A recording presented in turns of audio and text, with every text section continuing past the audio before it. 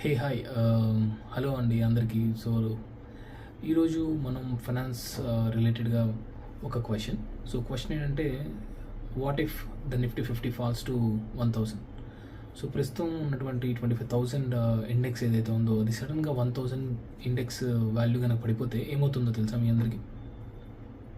Yeah, so ఏమవుతుందంటే, first thing is ఎఫ్ఐస్ ఎవరైతే ఉన్నారో, అంటే ఫారెన్ ఇనిషియల్ ఇన్వెస్టర్స్ ఎవరైతే ఉన్నారో, సో వాళ్ళందరూ కూడా వాళ్ళు పెట్టినటువంటి ఫండ్స్ మొత్తాన్ని వెనక్కి తీసేసుకుంటారండి. సో దట్ ఈస్ ఎఫ్ఐస్ అవుట్ఫ్లోస్ అంటారు. సో అది ఫస్ట్ జరుగుతుంది. అండ్ నెక్స్ట్ వన్ వచ్చేసరికి ఏంటంటే, ఈ ఇన్వెస్టర్స్ ఎవరైతే ఉన్నారో, డొమెస్టిక్ ఇన్వెస్టర్స్ ఎవరైతే ఉన్నారో, సో వాళ్ళంతా ప్యానిక్ మోడ్లోకి వెళ్ళిపోతారు అండ్ కంప్లీట్గా మొత్తం సెల్ ఆఫ్ చేసేస్తారు. అండ్ అదేవిధంగా మ్యూచువల్ ఫండ్స్ ఇన్వెస్టర్స్ ఎవరైతే ఉన్నారో, సో వాళ్ళు కూడా మొత్తం వాళ్ళు పెట్టిన ఫండ్ మొత్తాన్ని కూడా తీసేసుకుంటారు.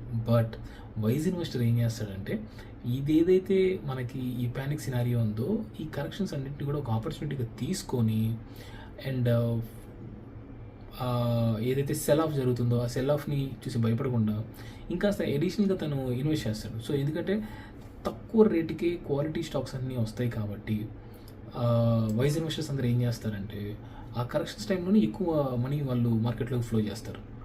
సో ఇలా చేయడం వల్ల ఆటోమేటిక్గా ఏమవుతుందంటే, సో మీరు ఏదైతే గోల్ పెట్టుకున్నారో, ఫైనాన్షియల్ టార్గెట్ ఏదైతే పెట్టుకున్నారో, సో ఆ టార్గెట్ని రీచ్ అవ్వడానికి చాలా ఫాస్ట్గా రీచ్ అవ్వడానికి స్కోప్ ఉంటుంది. జస్ట్ లైక్ 2008 సినారియో కానీ, లేకపోతే కోవిడ్ సినారియో కానీ, సో ఇలా జరుగుతుందనమాట. సో నేను చెప్పేది ఏంటంటే, don't fear for the fall, be prepared for it and be smart in managing your money.